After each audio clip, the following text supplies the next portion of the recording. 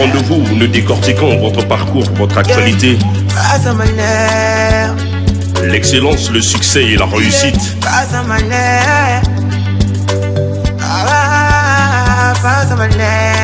Une seule frontière, c'est votre opinion, votre avis.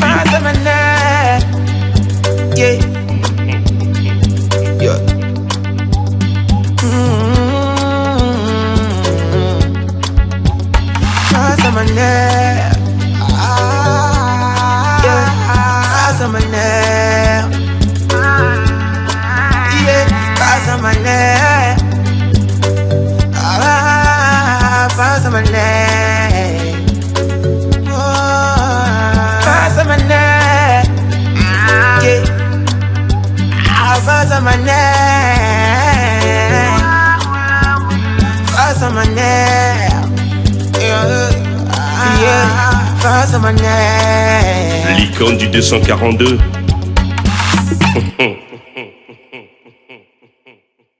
Bonsoir et soyez les bienvenus. Il est député élu à Kélé dans le département de la Cuvette Ouest. Il est président de la commission plan aménagement du territoire, infrastructure et développement local. Mesdames et messieurs, Thierry Aubier est face à Maner. Bonsoir et bienvenue dans ce programme. Bonsoir Mano Maner. Voilà, c'est toujours un plaisir de vous avoir dans cette émission. Vous vous sentez chez vous? Ah oui, pourquoi pas. C'est un plaisir aussi d'être toujours en face de vous, même si c'est l'intitulé de votre émission. J'espère que les téléspectateurs auront le plaisir à suivre ce programme. Alors, qu'est-ce qui a retenu votre attention en suivant les médias ces derniers temps?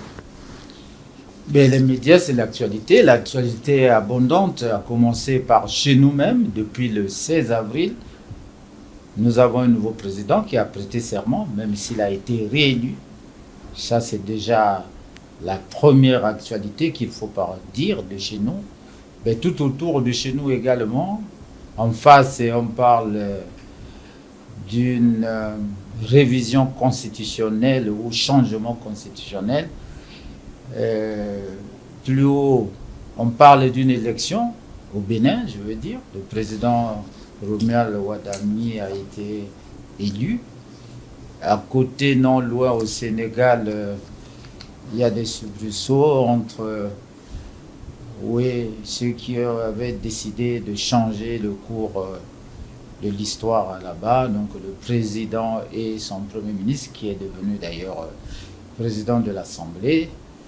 Et si on va au Moyen-Orient, malheureusement, eh bien là, c'est avec regret, c'est la guerre d'Israël, l'Iran et le Liban, et avec les États-Unis, tout comme la guerre toujours depuis 2022 au niveau de l'Ukraine et de la Russie. Voilà, alors en commençant chez nous, comme on le dit, vous êtes député élu à Kélé dans le département de la Cuvette Ouest, en République du Congo. Alors Denis Sassou Nguesso a été réélu avec 94,9% des voix pour un nouveau mandat. Comment avez-vous vécu cette réélection? J'ai vécu en tant que député ou en tant qu'électeur? Électeur, citoyen? Oui, citoyen, je l'ai élu. Je l'ai élu pour plusieurs raisons d'ailleurs, parce que je crois en sa vision. Maintenant, vous dites comment j'ai vécu cette élection. Nous l'avons vécu dans la sérénité. C'est une élection qui s'est passée, on va dire, sans heurts, dans le calme. D'aucuns pensaient, il y en a même qui ont quitté le pays, pensant qu'il y aurait des guerres. Non, contrairement. Et nous félicitons le peuple congolais, à commencer par là, pour sa maturité. D'aucuns aussi disaient que c'était joué d'avance. Une élection jouée d'avance veut dire quoi? Les urnes. Il n'y avait pas assez d'enjeux. Les urnes étaient déjà remplies. Un candidat reste un candidat, soit-il. Il n'y a pas de petits candidats. Pas d'enjeu. Tous les candidats se valent. Quand vous venez à être candidat, c'est que vous avez un programme, vous avez une vision que vous présentez au peuple. Donc, je dis, il y a eu 7 candidats. Les candidats se valaient en ce temps-là. Le plus méritant a gagné. Donc, les candidats se valaient. De mon point de vue. D'accord. Alors, beaucoup d'observateurs avaient parié sur l'abstention. Alors, qu'est-ce qu'on peut retenir de l'abstention au niveau de Kélé? Je rappelle qu'au niveau de Kélé, vous étiez directeur local de campagne du candidat Denis Sassou Nguesso. Alors, les paris, c'est d'abord des prévisions. Ceux qui avaient pari, malheureusement, ce n'était pas à l'arrivée, finalement, ils ont eu sûrement tort. Mais ce n'est pas faute d'avoir parié. Pourquoi?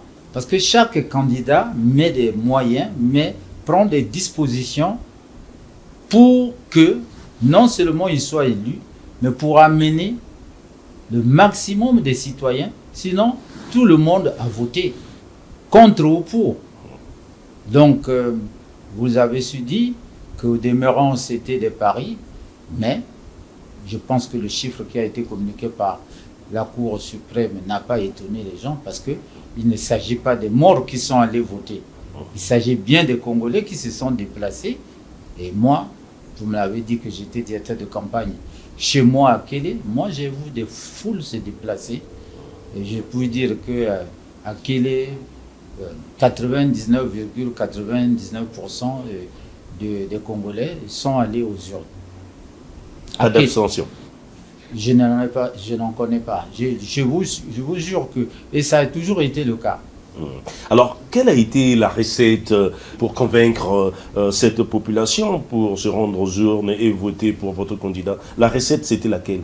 Le candidat avait un programme, une vision. C'est ce qu'il avait fallu expliquer durant les 2 semaines, n'est-ce pas, de campagne. La recette, c'est celle-là.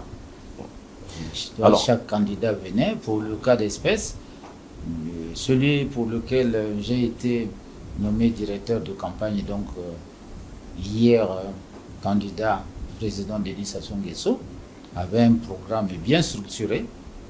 Voilà, alors, 10 points. Vous avez dit tout à l'heure, vous avez donné un chiffre, 99, alors, et les autres candidats, ils n'avaient pas de représentants. Comment on peut faire presque 100% pendant qu'il y avait 6 candidats? Est-ce que les autres candidats n'ont même pas eu de représentants? Est-ce qu'ils ont battu campagne? Est-ce que vous les avez laissés battre campagne?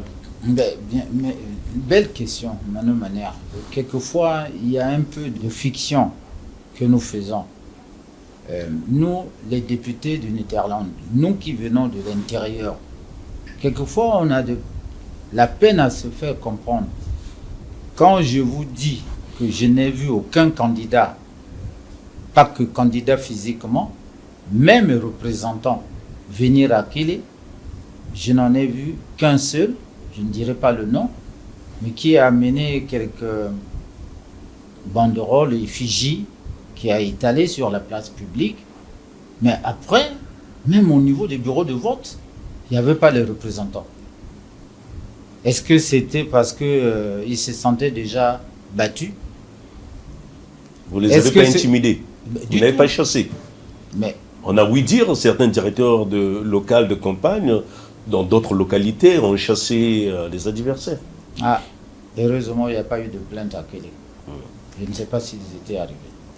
Voilà, alors Kélé manque un peu de tout, pas d'hôpitaux, pas de banque, ni microfinance, pas d'école, à l'exception des bâtiments que vous aviez bâtis et remis à l'État, pas de route, à part les promesses. Quelle a été la recette de tirer au biais pour dire, vous candidats, vous population de Kélé, votez Denis Sassou Nguesso malgré pas de route Kélé-Itumbi? Bon, je vais paraître un peu bizarre. Vous voulez dire qu'une fois qu'on a bâti les hôpitaux, les routes, il y a plus d'élections. Aux États-Unis, il y en a, non? C'est pas, là-bas, ils n'ont pas développé ces secteurs-là. Ça veut dire qu'on ne se convainc pas de ce qui existe. Il faut aller de l'avant. Donc, s'il n'y en a pas à Kélé, voici une opportunité de battre campagne pour en avoir. Donc la recette était laquelle? Allez-y voter, on va le faire après. Non, vous m'avez dit pourquoi les gens vont voter à Kélé alors qu'il n'y a pas d'hôpitaux. Et je vous répondais ça, sans vous interroger, parce que ce n'est pas mon rôle, que dans les pays où ces infrastructures existent, pourquoi on va aux élections? C'est d'abord un droit, on va s'exprimer, on va aux élections parce qu'on veut une vie plus meilleure. Donc moi, je n'ai pas dit qu'à Kélé, il n'y en a pas, c'est vous qui le dites.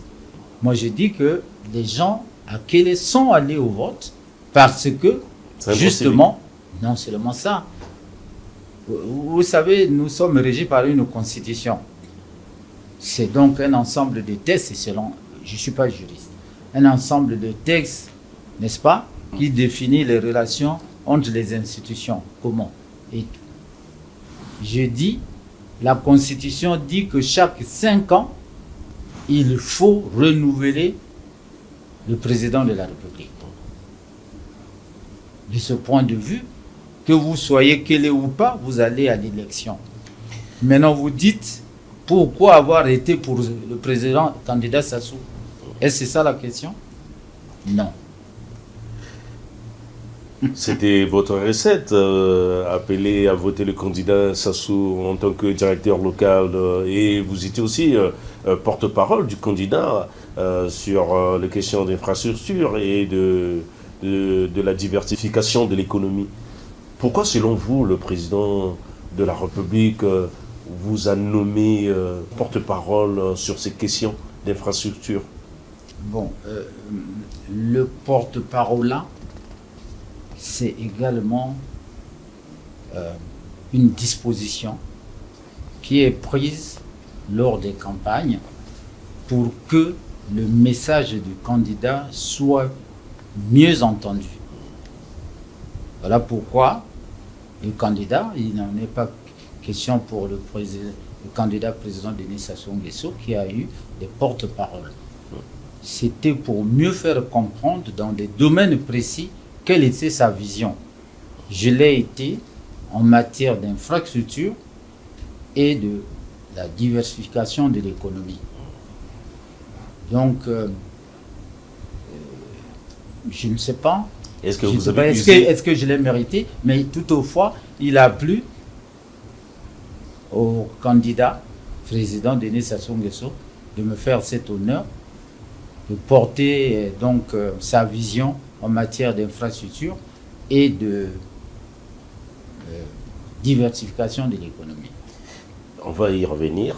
Alors, Kélé a toujours été le mouton noir de la République, excusez du terme. À chaque élection, nous observons toujours des voix qui s'opposent, les voix qui se lèvent. Il y a toujours des divergences. Le candidat PCT a été toujours contredit au niveau de Kélé. Comment Thierry Aubier a-t-il fédéré toutes ces voix discordantes? Mais je ne suis peut-être pas l'acteur. Le fédérateur, c'est d'abord le candidat lui-même qui fédère les départements, les districts, les votants.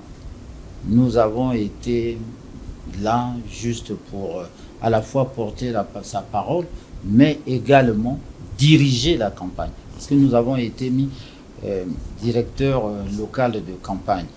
Et nous avons eu des consignes de la direction de la campagne, laquelle direction d'ailleurs avait été...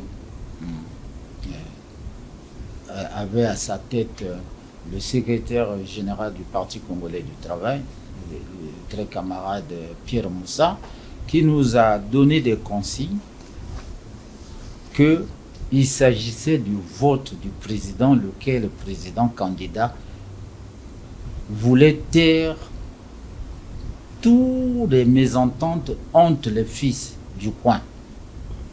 Et nous sommes allés sur cette base-là, nous avons organisé à partir de la maison commune de Wenze, une réunion à laquelle nous avons invité tous les ressortissants de Kélé pour dire que personne ne devait être laissé au bord de la rue. Et nous avons été entendus. Le message de la direction nationale de campagne avait été suivi. Et qu'il soit à Brazzaville, à Pointe-Noire, partout ailleurs, les ressortissants de Kélé sont descendus sur place, sur le terrain, pour battre campagne au nom du président Denis Sassou Nguesso. Et donc, ce n'était pas l'élection d'un fils de Kélé, ce n'était pas l'élection d'un député. Mais pourtant, il y a des contradictions. On ne vote pas PCT. Donc, avec les résultats que vous veniez de nous donner pour le candidat Denis Sassou Nguesso, on devrait avoir quand même des voix pour l'opposition. Non, je n'ai pas compris pourquoi vous dites on ne vote pas PCT. Moi, je suis député du PCT, ça fait 20 ans. Oui, on vote, il y a toujours des contradictions. Oui, ceux qui... Vous avez toujours eu des adversaires. Mais bien sûr, ceux-là ne sont pas au PCT. Ce ne sont pas des candidats, les PCT. Et si par extraordinaire, ils sont membres du PCT, mais c'est une attitude qui est réprimée par les tests du parti. Voilà. Donc, si vous entendez dire qu'il y a contradiction, ce n'est pas entre le PCT et le PCT, mais c'est avec un certain nombre de frères qui ne partagent peut-être pas la vision du PCT, mais qui sont libres et qui viennent quelquefois en candidat indépendant, si ce n'est pas au nom d'autres partis. Et c'est ça la démocratie. Voilà, donc en parlant toujours élection présidentielle, un candidat a fait recours d'annulation du scrutin au niveau de la Cour constitutionnelle. Alors, et au niveau de Kélé, il n'y a pas eu contestation, il n'y a pas eu annulation? Non, c'est le candidat qui demande. La disposition constitutionnelle veut que, au lieu d'aller à la guerre, il faut s'adresser à la Cour constitutionnelle. Ce que j'entends, vous voulez me demander si les résultats de Kélé n'avaient pas été contestés par le candidat qui a été... Bien voilà, sûr. c'est ça. Je n'ai pas entendu dire, tellement c'était clair depuis, je n'ai pas entendu dire, donc je ne sais pas. En tout cas, je n'ai pas entendu, à ma connaissance, qu'on ait reproché des malversations ou bien mauvais vote au niveau de Kélé. Quoi qu'il en soit, c'était globalisant, c'est pour toute la République, me semble-t-il, que ce candidat a dû porter plainte. Voilà. Et débouté par la Cour constitutionnelle. Alors, parmi les actions prioritaires du projet de société du président de la République, qui est l'accélération de la marche vers le développement, il y a entre autres la poursuite du développement des infrastructures de base. Alors, Kélé doit s'attendre à quoi? Alors, Kélé doit s'attendre à quoi? La République doit s'attendre à quoi? Pourquoi, parmi les priorités sur le projet d'accélération de la marche vers le développement, il y a, vous l'avez su dit, entre autres, le développement des infrastructures. Mais pourquoi les infrastructures? Parce que ce n'est pas d'aujourd'hui.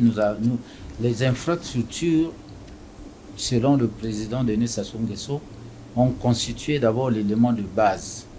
Il faut dire que c'est à travers la politique de municipalisation que nous avons compris réellement à quoi servaient ces infrastructures. Lui-même ayant déclaré que toutes les capitales départementales devaient être reliées à la capitale de notre pays, donc par des routes. Et pourquoi on en parle? Mais parce que ce démarrage-là a connu un frein depuis 2014, dès lors que les cours de baril de pétrole ont baissé. Voilà pourquoi dans le projet de société, le programme du candidat du président Denis Sassou Nguesso aujourd'hui élu, on parle plus, comment mobiliser des ressources financières additionnelles. Parce que si vous n'avez pas de ressources, comment vous allez faire? Ce sera des déclarations. Ça restera peut-être des slogans. Donc on est arrivé tout à l'heure. Donc, l'infrastructure, mais il faut que le développement du pays soit fluide. Quand on parle d'infrastructure, c'est ce que les Congolais réclament aujourd'hui, c'est l'eau, c'est l'électricité, c'est la route. C'est ça justement les infrastructures de base. Donc vous dites à Kélé, oui, à Kélé en 2011, lorsqu'il y a eu la municipalisation de la cuvette ouest, eh bien, il y a eu une promesse. Pas des promesses. on a commencé l'adduction d'eau, l'électricité en 2011, ça a commencé en 2012, si ce n'est 13.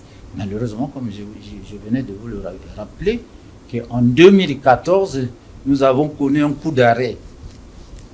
Un coup d'arrêt parce que la ressource provenait de notre pétrole.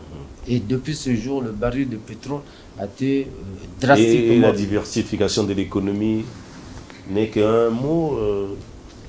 Pourquoi un mot? Mais depuis toujours, on parle toujours de diversification. Et là, vous me parlez encore du pétrole. Ah, vous voulez peut-être que je vous explique comment l'économie se diversifie? Oui, la diversification de l'économie, une fois, je prends juste un exemple. Il y a un nouveau gouvernement et il a toujours existé. Le jour où vous allez rentrer à la zone économique spéciale de Pointe-Noire, vous allez dire, tiens, c'est ça, diversifier l'économie. Parce que vous allez trouver à l'intérieur des pans de l'économie qui se diversifient là-bas. Là-bas, vous avez des gens qui vont vous développer une industrie pharmaceutique. Il y en a qui vont vous développer une industrie de meubles. Et c'est ça la diversification. Donc la diversification de l'économie, ce n'est pas une vue de l'esprit. Elle est en marche. Oui, elle est en marche. Alors, le 25 avril dernier, la République du Congo a connu un nouveau gouvernement. Alors, qu'est-ce qui vous est venu dans la tête en apprenant la composition du nouveau gouvernement de la République? Qu'est-ce qui m'est venu? Il m'est venu que le Congo est un pays qui marche suivant les règles, sa constitution, qu'il revient à un président nouvellement élu de nommer un premier ministre, lequel premier ministre nomme un gouvernement. Et qu'est-ce qui vous est venu dans la tête en apprenant la composition? Ah, vous voulez dire parce qu'il y a plus de ministres qui n'ont été avant? Ou je ne sais pas. Bon, non, vous voulez parler des noms de ceux qui ont été... C'est juste une question. Qu'est-ce qui vous est venu dans la tête? Dans la tête de l'honorable en apprenant cette composition? Il m'est venu à la tête que le président a agi selon son pouvoir discrétionnaire. Alors, le regard que vous portez sur ce gouvernement? C'est un gouvernement qui a été mis en place. Donnons-lui le temps de travailler et de l'en juger après. Alors, Thierry Aubier... Vous voulez le juger avant même qu'il ne travaille? Thierry Aubier était déçu de ne pas figurer dans ce nouveau gouvernement? Est-ce qu'il y avait des campagnes pour être naturel, ministre? Y avait-il des campagnes? Moi, je ne m'étais pas inscrit. Bon, je ne dis pas que, voilà, j'aurais refusé non plus. Hein. Écoutez, je veux dire que la nomination, c'est le pouvoir qui est conféré au Premier ministre et au Président de la République. En 2025, le gouvernement avait exécuté, selon lui, selon le gouvernement, à terme avec le FMI, le Fonds monétaire international. Alors, d'où sort qu'en 2026, le même gouvernement, c'est-à-dire Makosso III, fait encore recours au Fonds monétaire international. Alors, qu'est-ce qui a motivé, selon vous, le gouvernement Makosso III à repartir au programme du FMI? Et pourtant, en 2025, on nous disait que c'était bon, voilà. On était arrivé à terme avec le programme du FMI. Alors, si j'ai compris, vous êtes en train de me dire qu'en 2025, le gouvernement de Makosso II avait depuis 3 ans auparavant, a eu un programme avec le Fonds monétaire, lequel programme était arrivé à terme. S'il est arrivé à terme, c'est que, généralement, quand on va au programme avec le Fonds monétaire, c'est pour rééquilibrer, n'est-ce pas, les finances publiques. Parce qu'il y a déséquilibre. Et vous dites, voilà que en 2025, c'était bon, pourquoi en 2026, on y va encore? C'est une belle question. Je répondrai de la manière suivante. Dans le projet de société accélération de la marche vers le développement, La première priorité, c'est la recherche donc abonder l'État par des moyens financiers additionnels. Mais quand on parle de moyens financiers, il y a deux façons.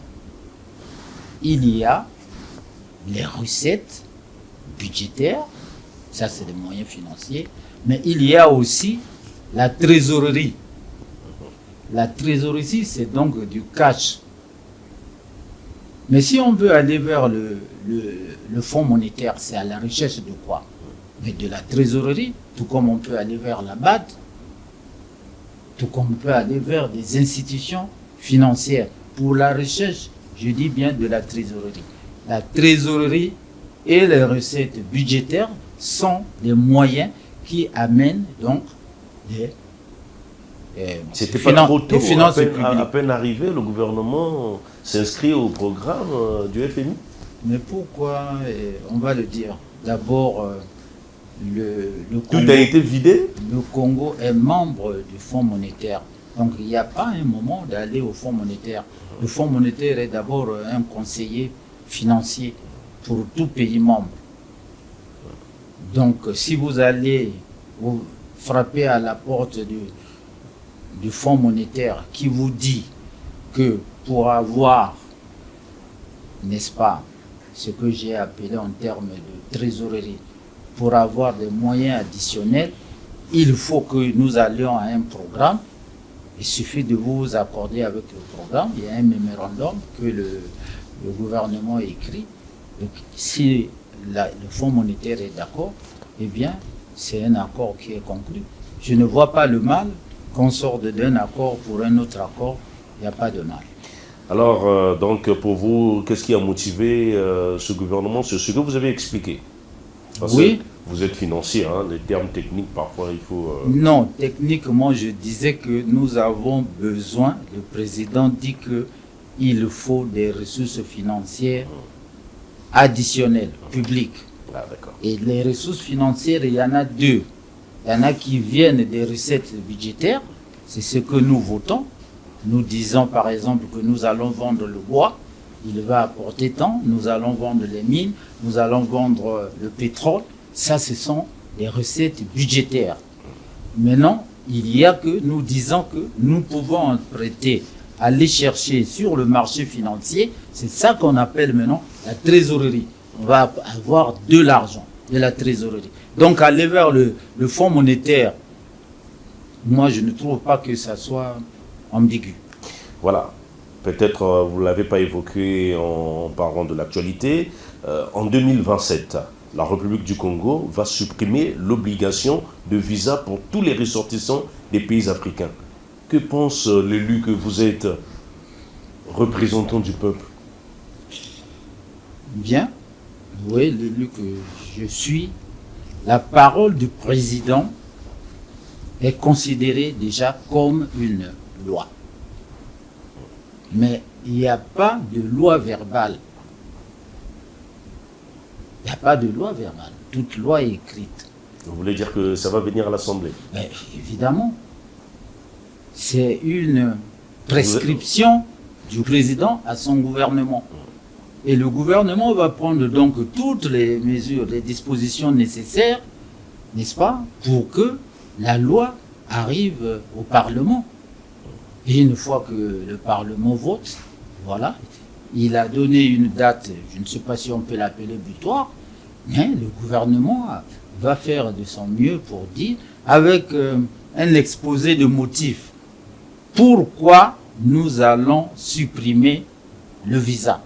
Le gouvernement va apporter des raisons. Personnellement, vous pensez quoi en tant qu'élu?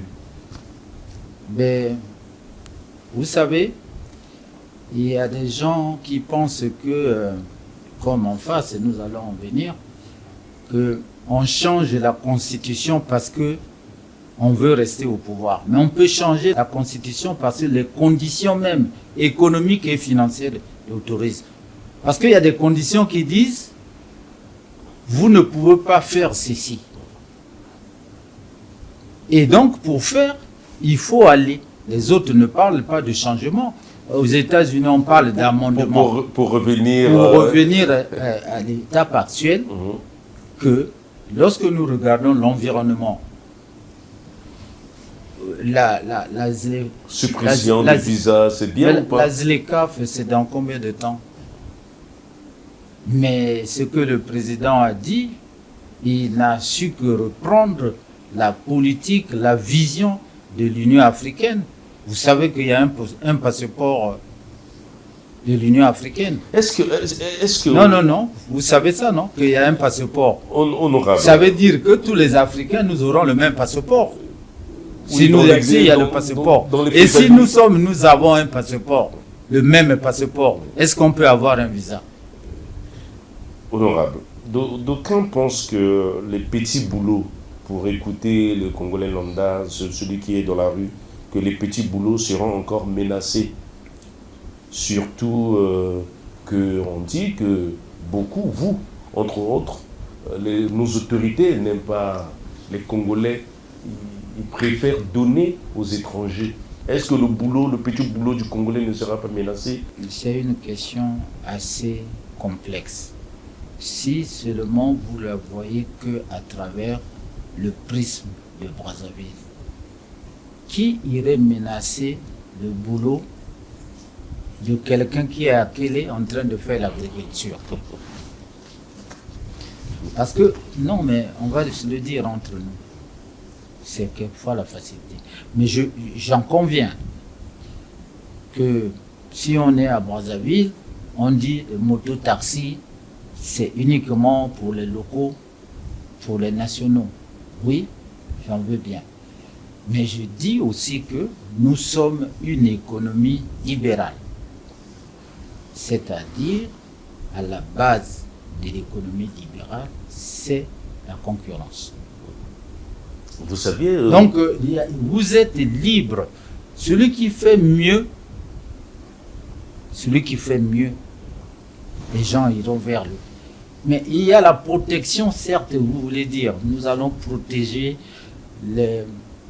l'industrie ou bien ce que vous appelez les emplois, n'est-ce pas, locaux. Mais il revient aussi à nous, Congolais, de faire des efforts, n'est-ce pas, de créer.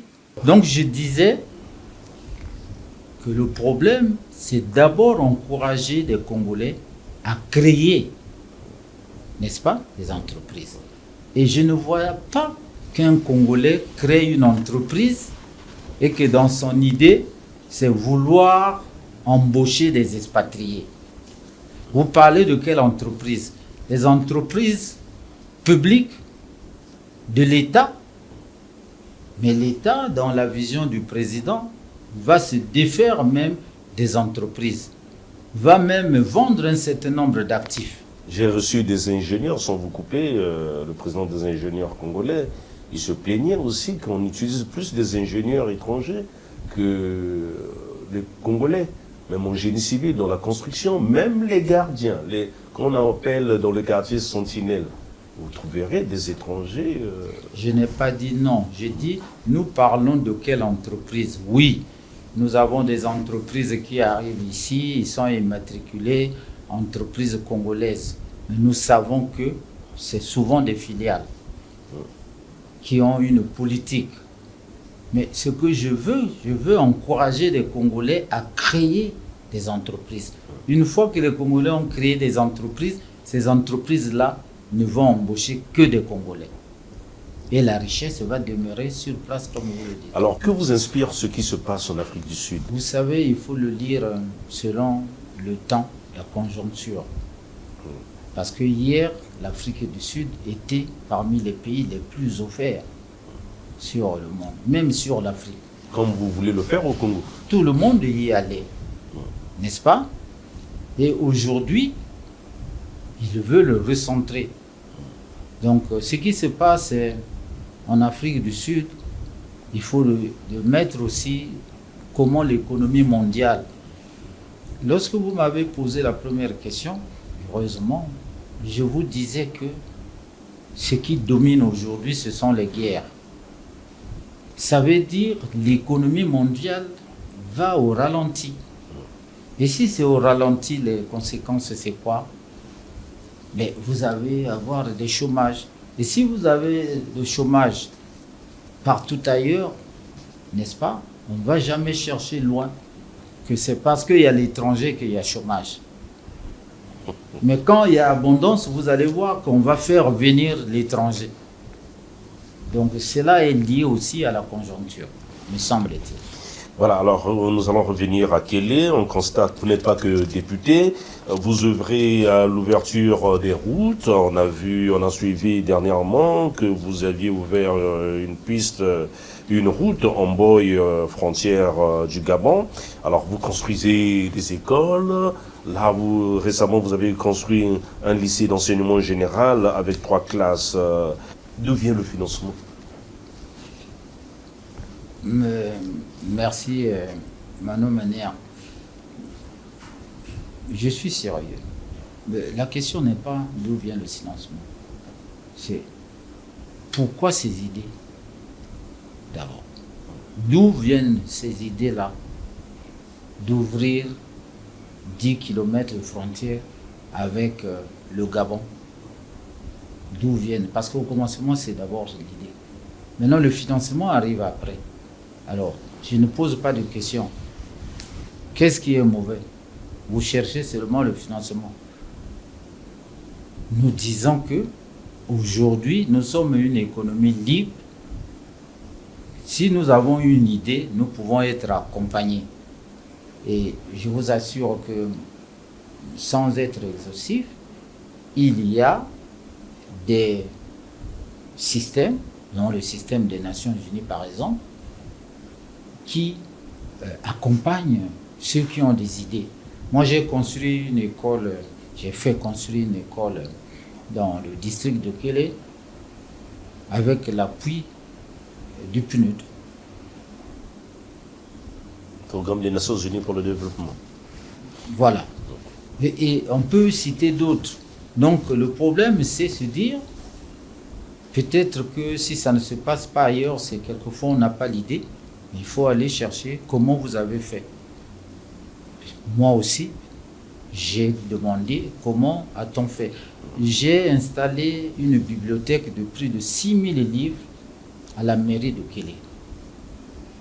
Sans faire la publicité d'un frère, mais c'est après avoir interrogé un Congolais que j'ai vu installer une bibliothèque chez lui, à Boko.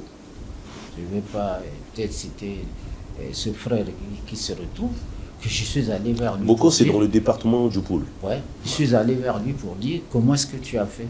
Il m'a mis en relation avec des partenaires étrangers, européens, et qui m'ont accompagné jusqu'à ce que nous ayons ouvert cette bibliothèque. De 6000 livres.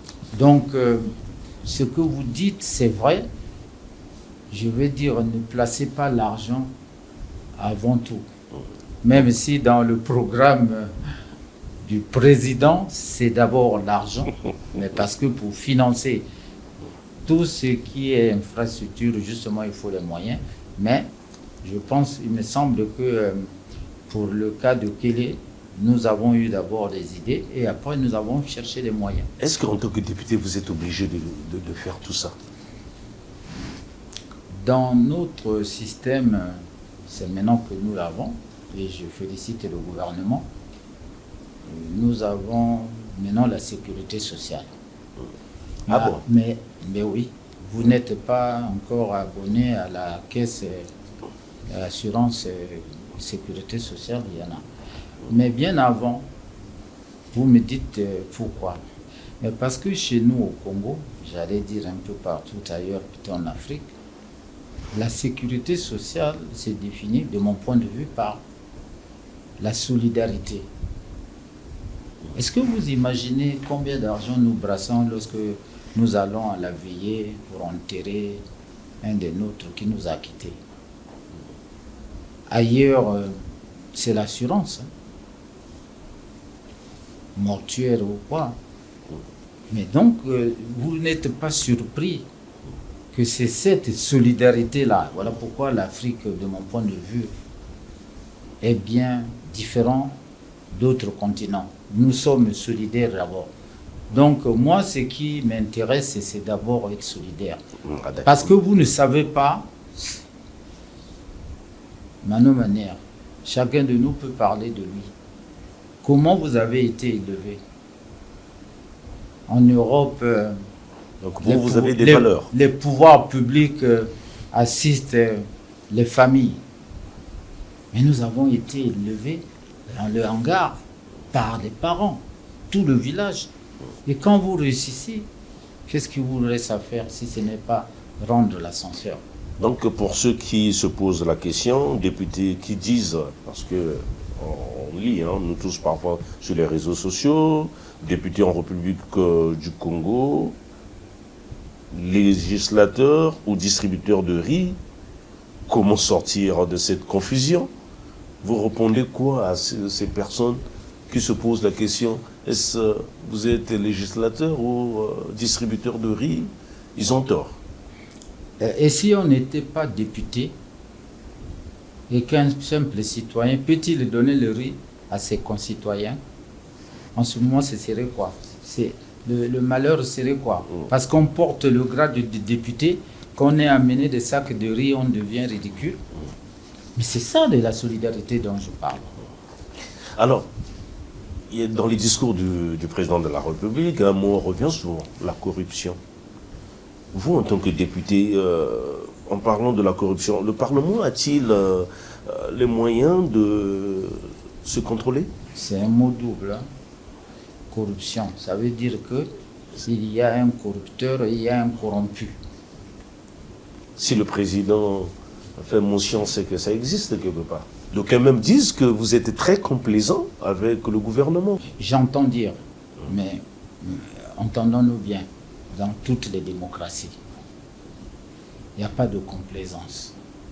Quand un président de la République est élu, il cherche à avoir sa majorité. Laquelle majorité? On ne va pas parler de complaisance. C'est la majorité qui accompagne le président pour la mise en œuvre de son programme.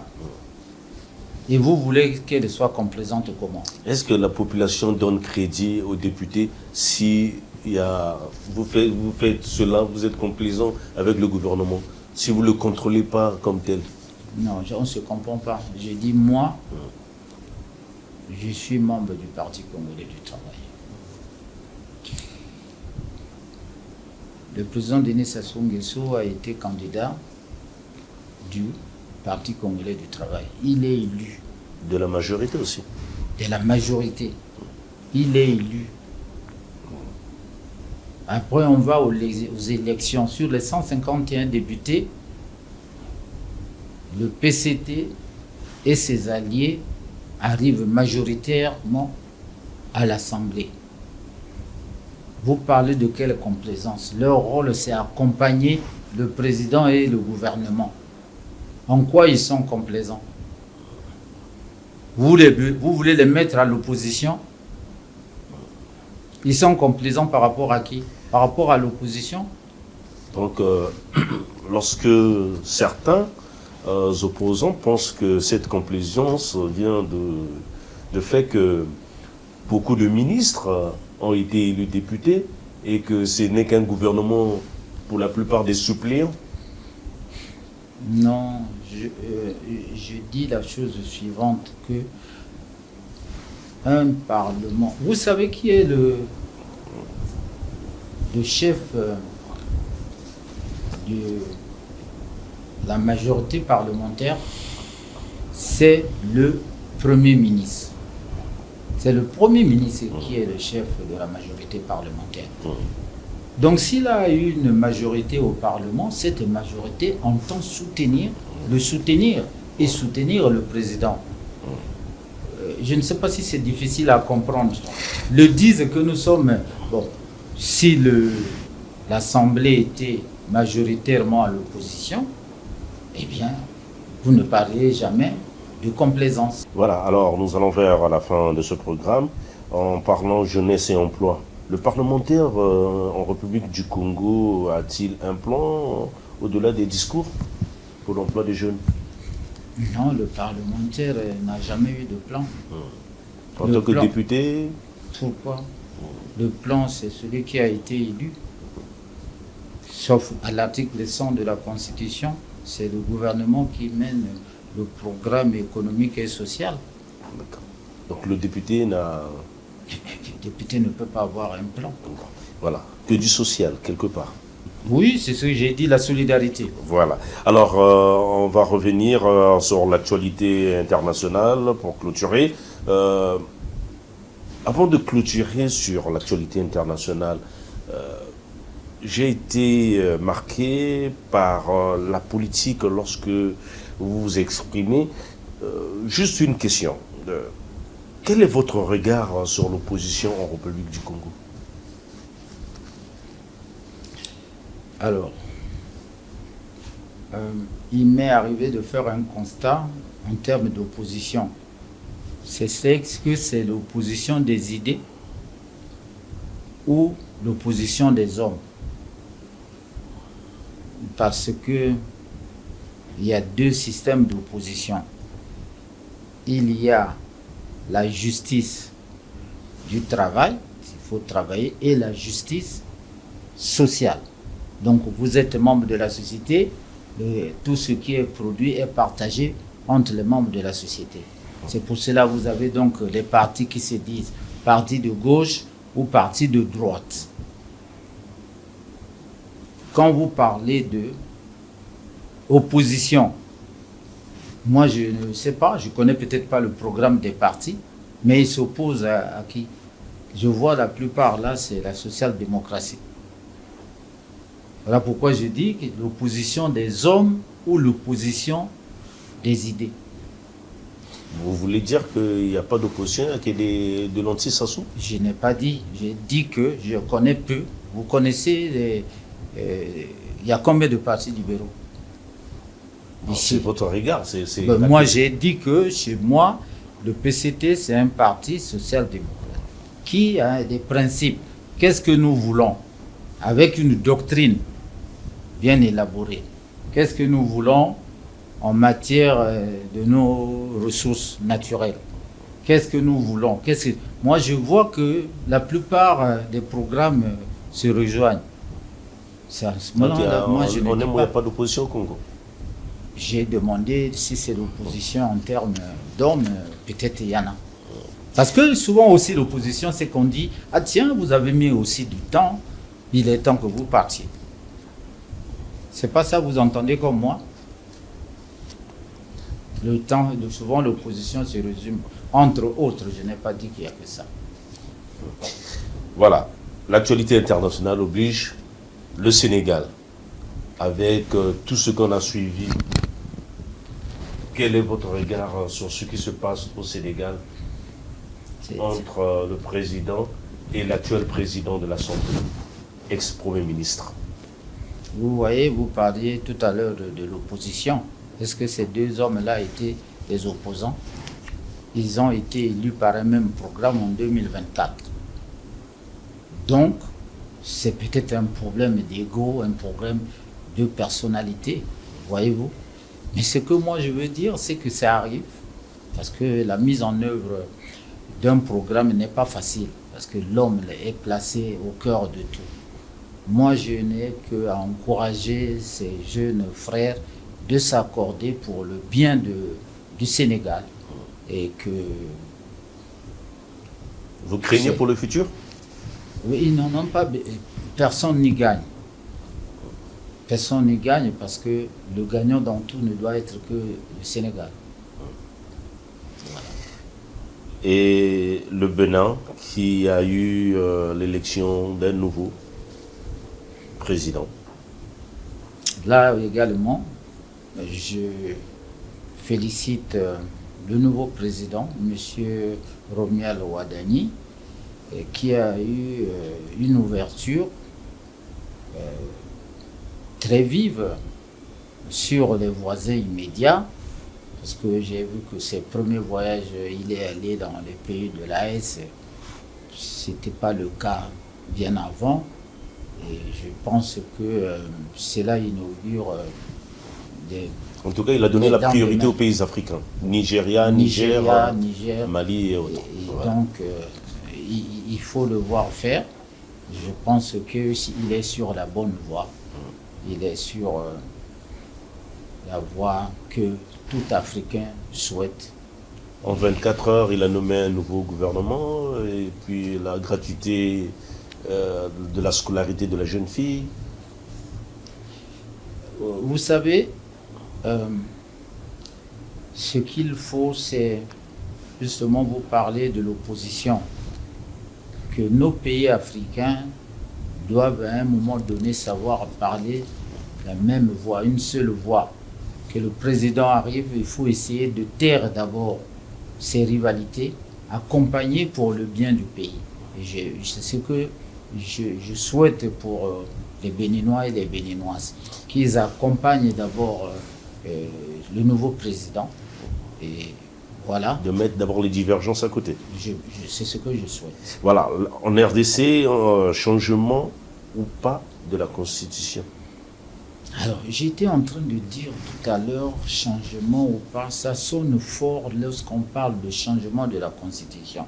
Je disais, sous d'autres cieux, la terminologie peut-être est apaisante. On parle d'amendement. Aux États-Unis, la Constitution qui date des années 1700 est souvent amendée. Peut-être l'idée, c'est de dire si la Constitution, n'est-ce pas, régit les relations entre les institutions, mais lorsqu'elles sont bloquées, quand on n'arrive pas, qu'est-ce qu'on fait? Je ne suis pas sûr que la Constitution comme telle, comme document, dise c'est immuable, c'est à ne jamais, c'est à ne jamais. L'opposition craint peut-être au troisième mandat un glissement, comme ils aiment le dire. Mais peut-être que le président celui qui cherche à amender ou à modifier aura des raisons à convaincre ses partenaires, sinon le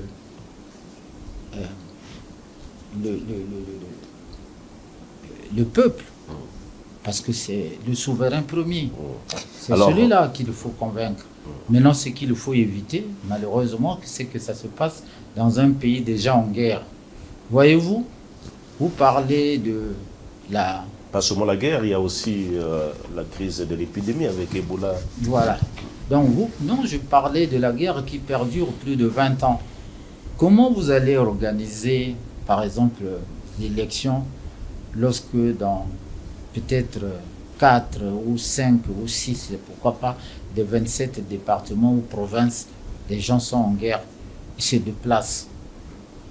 Comment vous allez le faire? C'est des questions aussi à étudier.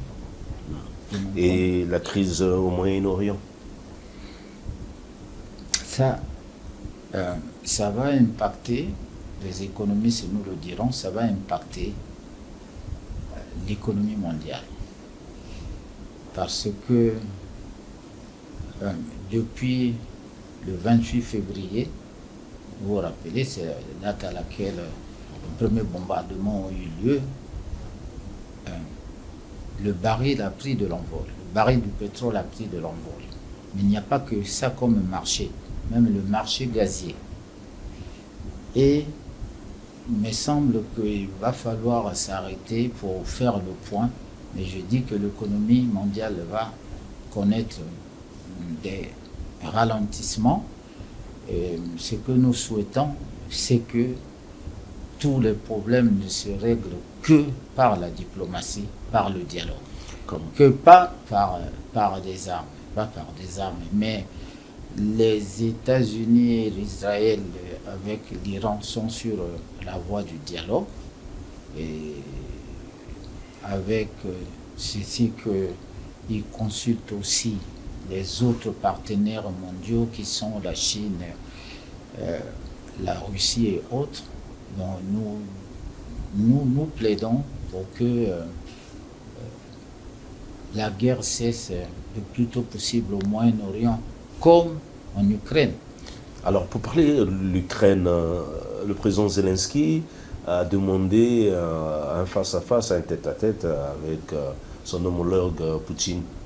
Même s'il faut venir à Moscou. Mais justement, c'est ce que nous avons dit. Il faut créer des conditions pour que cela arrive, parce que ça a toujours été le souhait des partis.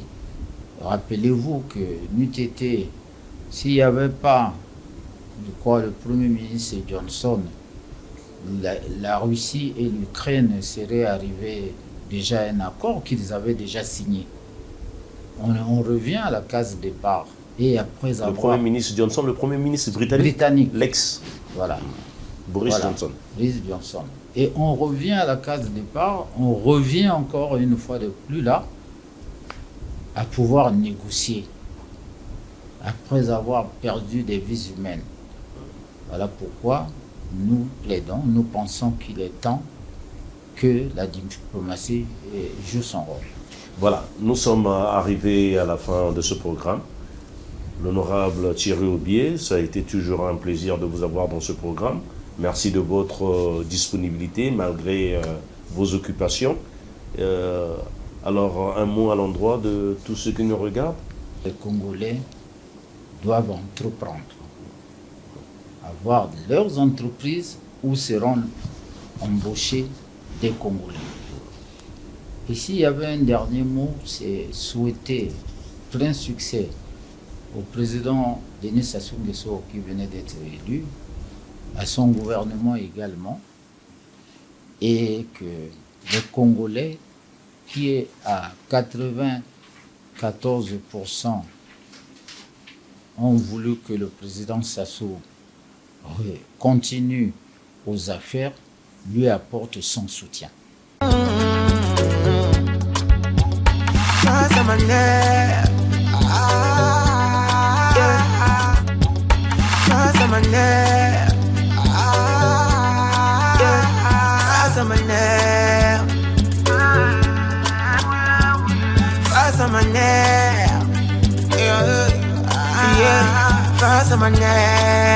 L'icône du 242,